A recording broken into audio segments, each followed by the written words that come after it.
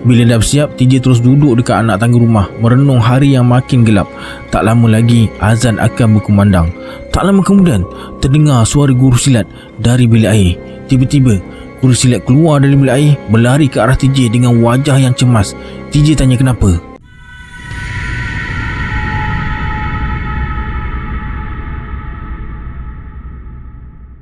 A'udzubillahiminasyaitonirrajim. Bismillahirrahmanirrahim. Assalamualaikum semua, kembali lagi bersama saya Syarul. Terima kasih sebab ada klik video ni. Semoga yang menonton video ni ditambahkan rezeki dan dipermudahkan urusan dunia dan akhirat. Okey, hari ni saya akan sambung cerita bercakap dengan jin siri 87 dan 88, yang mana terlepas siri-siri sebelum ni saya letakkan link playlist dekat bawah. Okey, ini dia 5 random syarat pada subscriber Syarul Chapter. Terima kasih di atas sokongan anda. Kalau anda nak masuk random syarat pada video akan datang, sila like, subscribe dan komen dalam video ni. Pada yang nak join grup Telegram saya ada letakkan link dekat bawah juga. Macam biasa, sebelum saya mulakan, jom kita baca selawat dulu.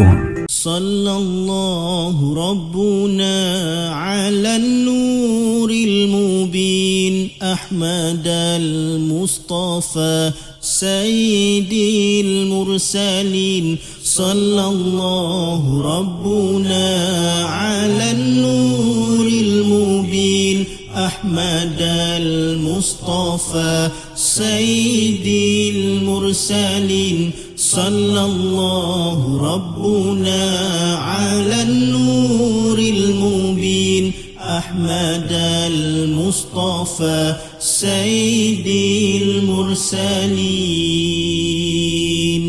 Tanpa buang masa lagi, jom let's jump to Rabak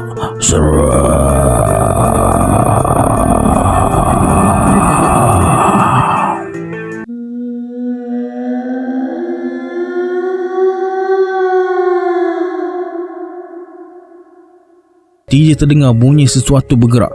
Bila dia pandang, tak ada apa-apa pun dekat situ. Tiba-tiba, aduh! Jerit guru silat. Serentak dengan itu, TJ nampak guru silat terjatuh atas tanah. Cepat-cepat Datuk TJ bangunkan guru silat. TJ pandang ke kanan dan tak nampak Tok Bomoh berdiri dekat situ. Tok Bomoh bersuara, "Aku terpaksa bertindak untuk jaga nama baik dan pantang larang aku." Kemudian Tok Bomoh terus buka buah silat. Guru silat bersedia hadapi sebarang kemungkinan. Tok Bomoh lepaskan serangan. Guru silat menepis. Satu perlawanan di bawah pancaran matahari pagi terjadi depan mata TJ dengan datuk dia. Dua manusia yang memang handal dalam bidang pertahanan diri bertarung dengan hebat, seolah-olah pertarungan tu tak akan berhenti selagi salah seorang daripada mereka tewas. Dalam perlawanan tu, Tok Bomoh boleh hilangkan diri. Sekejap muncul belakang TJ dengan datuk dia, lepas tu hilang semula dan muncul balik. Akhirnya Tok Bomoh hilangkan diri, terus tak muncul-muncul. Datuk TJ nasihatkan guru silat supaya mereka teruskan perjalanan ke rumah adik ipar dia. Guru silat bersetuju dan mereka terus ke rumah adik ipar guru silat. Bila mereka sampai dekat halaman rumah adik ipar guru silat, seekor katak puru melompat dekat depan mereka 2-3 kali dan terus hilang. Tiba-tiba Tok Bomoh muncul dekat tangga dan terus pijak anak tangga masuk ke dalam rumah tanpa bagi salam. Datuk TJ buat tak tahu je. Lepas bagi salam, mereka terus masuk ke rumah. Guru silat tanya pada pesakit, "Adik ipar dia lah, mana Bomoh tadi?" Isteri pesakit kata tak ada siapa pun yang datang. TJ pandang datuk dia dengan penuh tanda tanya. Datuk TJ macam dah tahu apa yang bergolak dalam hati TJ dan bersuara, "Itu hanya pandangan mati kita je. Maklumlah kita berpanas. Pandangan kita pun boleh jadi macam-macam." Mereka terus tanya keadaan pesakit. Menurut pesakit, lepas mereka balik, dia tak boleh tidur. Badan terasa bisa-bisa dan nak marah tak tentu pasal. Isteri dia pun sama, tak boleh tidur. Setiap kali nak tidur, isteri pesakit rasa macam ada orang berjalan dalam rumah. Dia terpaksa berjaga. Hari dah nak pagi baru dia boleh terlelap. Keterangan yang disampaikan oleh isteri pesakit tu membuatkan Datuk TJ dan guru silat termenung panjang. Kemudian isteri pesakit bangun, terus menuju ke dapur dan datang semula bawa 3 cawan kopi bersama sepiring kuih. Kemudian Datuk TJ tawarkan diri untuk ikhtiar ikut petua dan cara tradisional.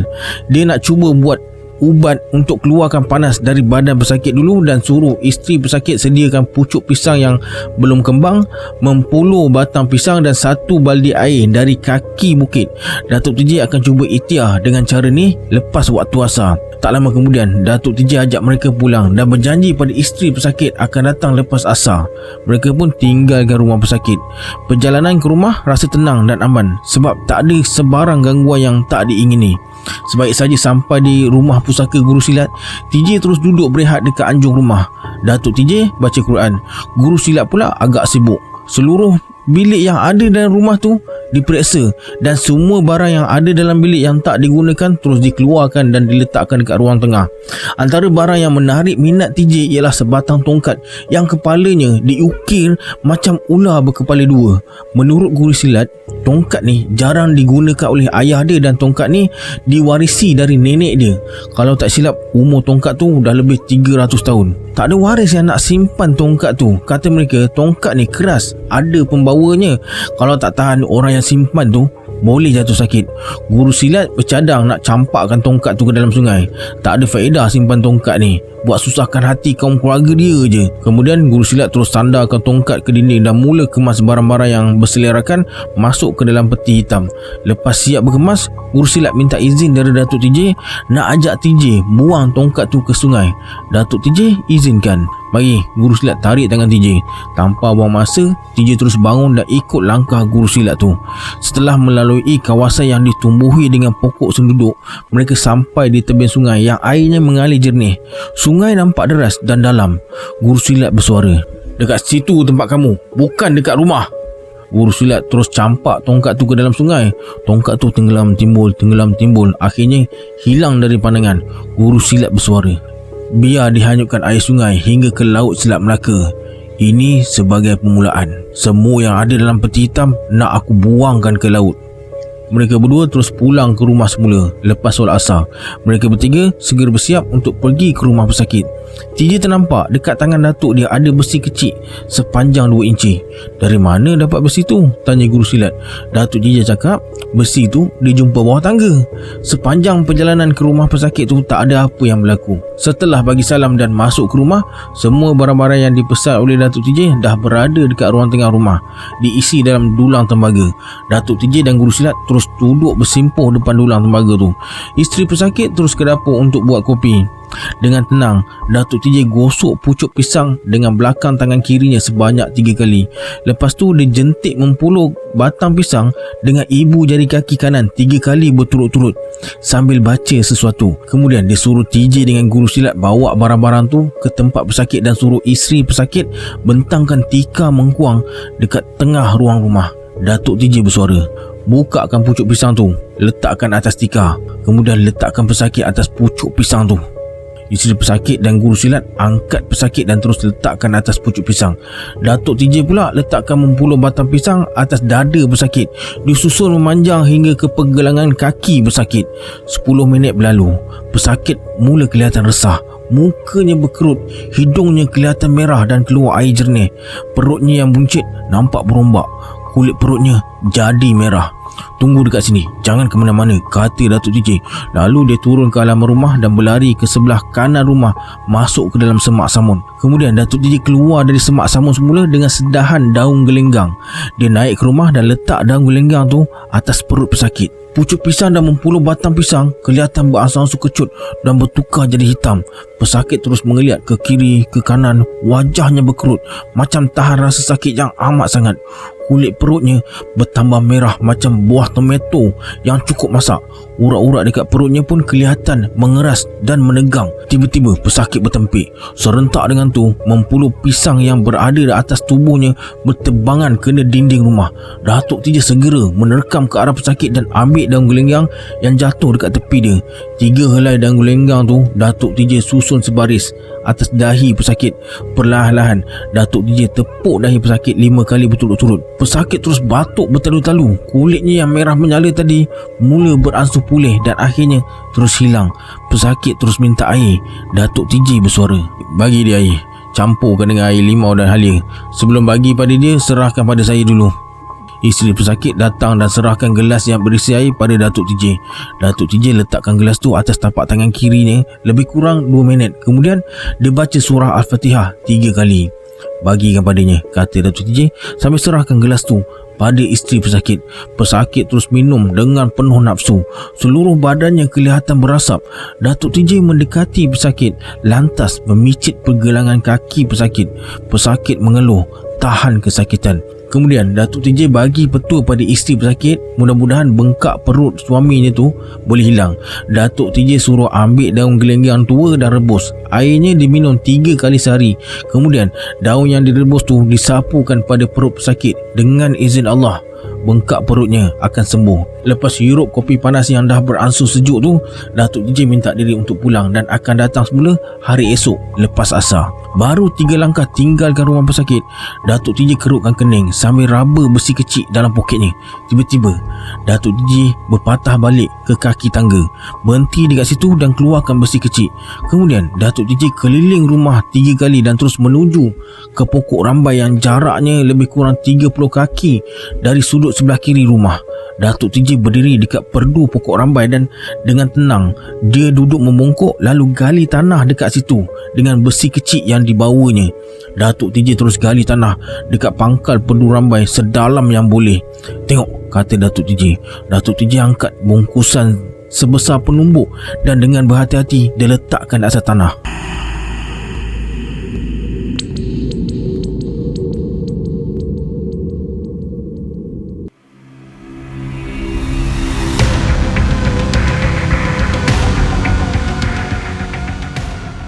Disebabkan guru silat waris terdekat pesakit, Datuk TJ suruh dia ambil bungkusan tu. Tapi guru silat tak berani nak pegang.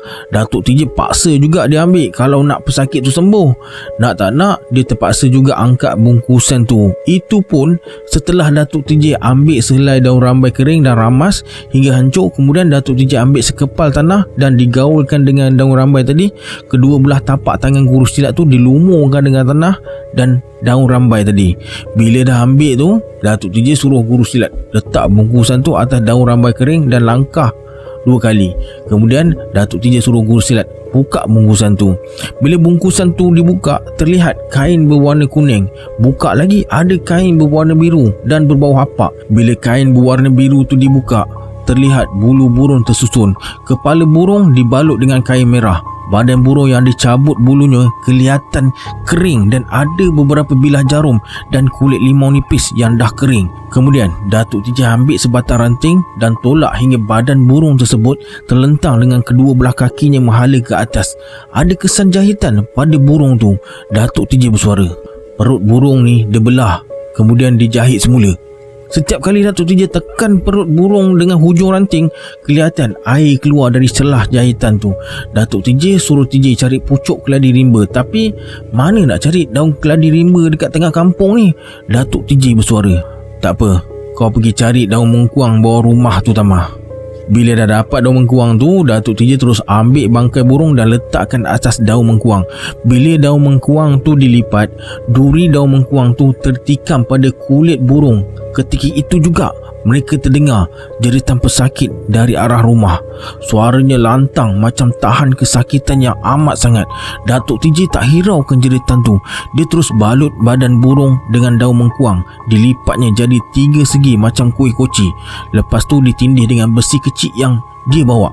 Kemudian Datuk TJ terus tutup bungkusan tu dengan daun-daun kering dan bakar. Tak sampai 10 minit, bulu dan badan burung tu terus jadi abu. Apa yang menghairankan TJ, kain yang jadi pembalut badan burung tu Datuk dia tak bakar. Dia lipat kain tu 3 segi dan dibalut dengan daun rambai muda, disimpan dalam poket. Suara jeritan pesakit makin lama makin perlahan. Lubang yang dikorek ditimbus semula.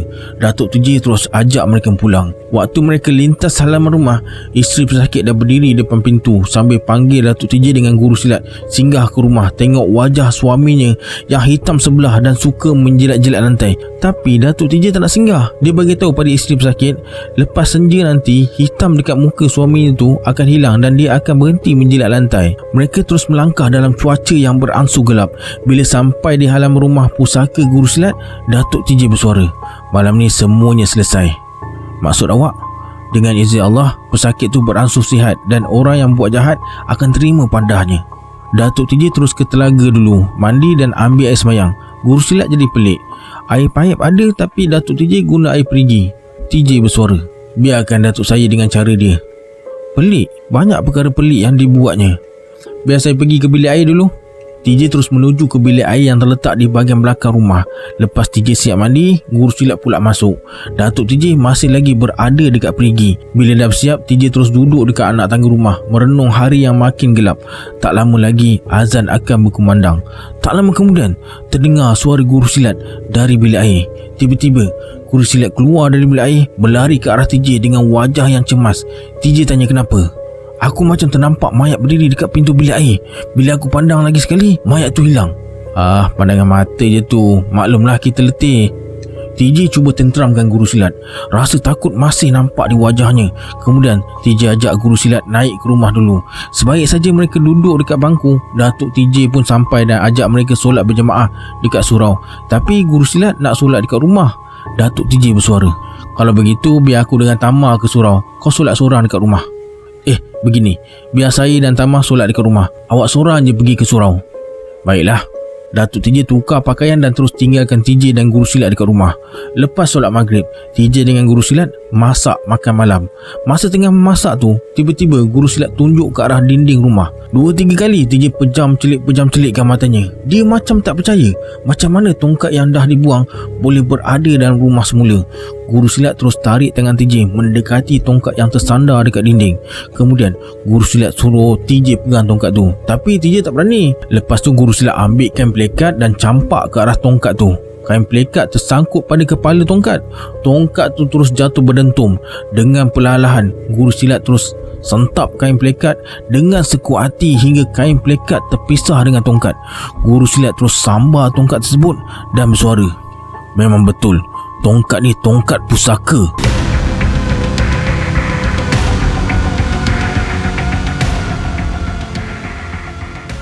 Okey, sampai sini cerita bercakap dengan jin. Kita berjumpa di sambungannya pada siri akan datang. Saya Syarul. Assalamualaikum. Adiosa.